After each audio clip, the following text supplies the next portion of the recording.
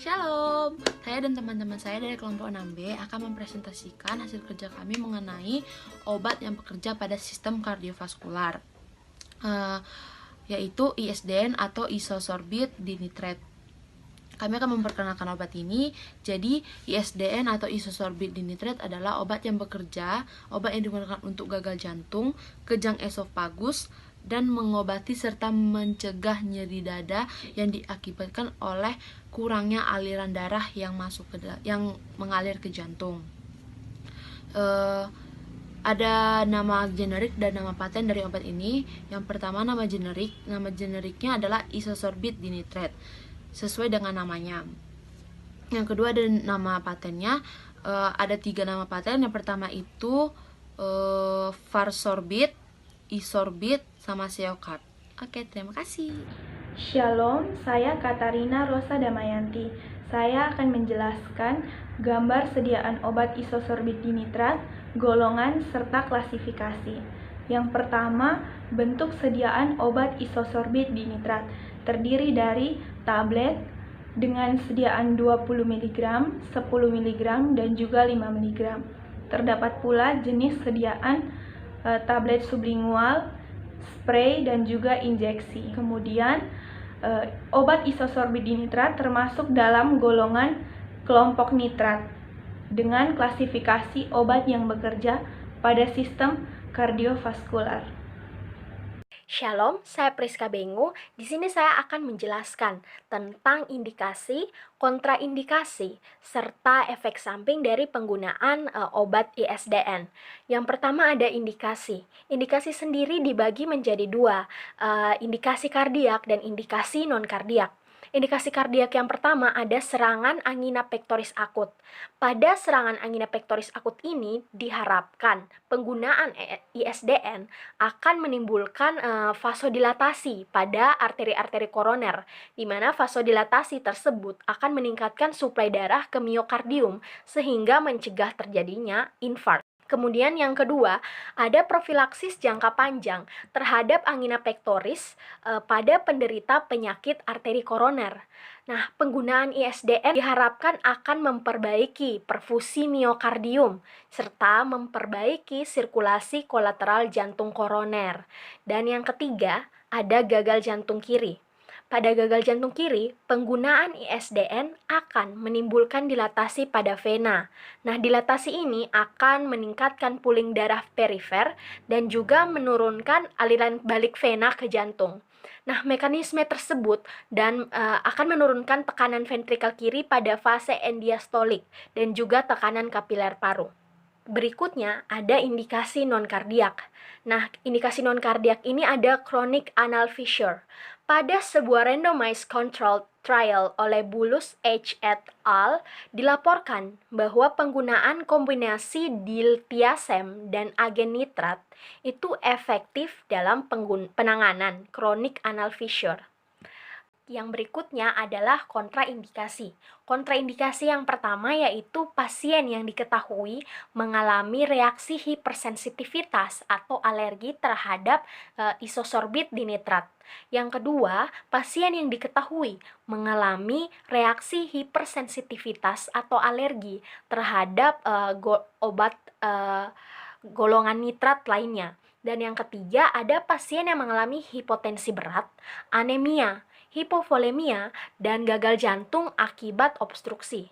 Dan yang keempat, pasien yang mengalami peningkatan tekanan intrakranial akibat trauma dan pendarahan otak. Kemudian ada efek samping. Efek samping yang pertama yaitu sakit kepala. Nah, yang kedua ada flushing atau kemerahan. Yang ketiga ada penurunan tekanan darah. Nah, hal ini terjadi karena bangkit dari posisi duduk atau dapat dibilang hipotensi ortostatik. Dan yang keempat ada pusing, vertigo, dan kelemahan. Yang kelima ada jantung berdebar. Yang keenam ada pingsan. Yang ketujuh ada efek pada saluran pencernaan yang timbul seperti mual, muntah, dan sakit perut. Dan yang kedelapan yaitu hipotensi berat dan kolaps sirkulasi. Shalom, perkenalkan nama saya Ignatius Ekel Surantadepari. Saya akan menjelaskan tentang farmakodinamik. Yang pertama, Sifat farmakologi utama ISDN adalah relaksasi otot polos vaskular. Yang kedua, nitrat di metabolisme menjadi radikal bebas, yaitu nitrat oksida. Yang ketiga, nitrat oksida mengaktifkan guanylate cyclase. Yang keempat, terjadinya peningkatan guanosin 3,5 monofosfat yang menghasilkan vasodilatasi arteri perifer dan vena. Dan yang terakhir, menurunnya tekanan diastolik dan pulmonari capillary weights atau prelude. Shalom, perkenalkan nama saya Glenisa Nuraya. Saya akan melanjutkan penjelasan teman saya. Yang saya jelaskan yaitu mengenai farmakokinetik, di mana farmakokinetik itu seperti yang sudah kita ketahui merupakan proses suatu obat di dalam tubuh kita. Proses obat dalam tubuh kita itu mencakup 4. Yang pertama penyerapan, yang kedua distribusi, yang ketiga metabolisme, dan yang keempat ekskresi. Nah, yang pertama adalah penyerapan. Penyerapan obat di dalam tubuh kita itu mudah diserap dari mukosa mulut dan dari saluran pencernaan. Kalau distribusi, obat itu didistribusikan secara luas. Volume distribusi sekitar 2-4 liter per kilogram berat badan. Nah, kalau metabolisme sering kita sebut juga dengan biotransformasi, di mana di sini obat menjalani metabolisme first and pass di hati secara luas. Nah, kemudian yang terakhir adalah ekskresi. Melalui urin, obat diekskresikan sekitar 80% bahkan sampai 100% sebagai metabolit ataupun hasil dari metabolisme. Selanjutnya yaitu dosis dan cara pemberian obat ISDN tersebut. Pemberian obatnya itu diberikan dengan tablet atau tablet sublingual, injeksi, dan spray. Untuk dosisnya, obat ISDN untuk yang pertama bagi angioplas koroner transluminal perekutan ataupun intrakoroner dewasa sekitar 1 mg diberikan sebagai injeksi bolus sebelum inflasi balon. Dapat memberikan dosis tambahan dengan batas maksimal 5 mg selama 30 menit. Selanjutnya untuk angina tidak stabil dan gagal jantung. Dewasa diberikan secara intravena dengan dosis 2-12 mg per jam. Dititrasi sesuai dengan reaksi pasien. Dosis dapat ditingkatkan hingga 20 mg per jam bila diperlukan. Nah, untuk dosis dan cara pemberian yang selanjutnya akan diteruskan oleh teman saya. Perkenalkan, saya Rahel Eding. Saya akan menjelaskan lanjutan dari dosis dan pemberian obat ISDN. Jadi untuk pasien gagal jantung pada orang dewasa dapat diberikan melalui 2 jalur, yaitu per oral dan sublingual. Jika diberikan melalui per oral, maka dosis yang akan diberikan yaitu 30-160 mg per hari dalam dosis terbagi, dan maksimal pemberiannya itu 240 mg per hari. Dan selanjutnya jika diberikan secara sublingual, maka dosis yang akan diberikan yaitu 5-10 mg setiap 2 jam.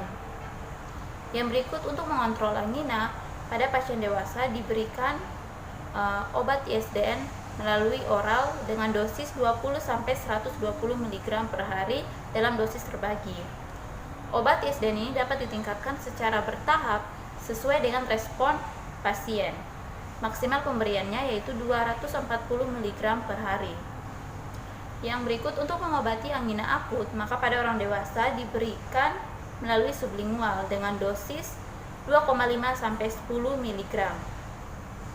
Oke, selanjutnya saya akan menjelaskan mengenai nursing consideration. Jadi, yang harus diperhatikan oleh perawat yaitu yang pertama, perawat harus memantau efektivitas obat dalam meredakan angina.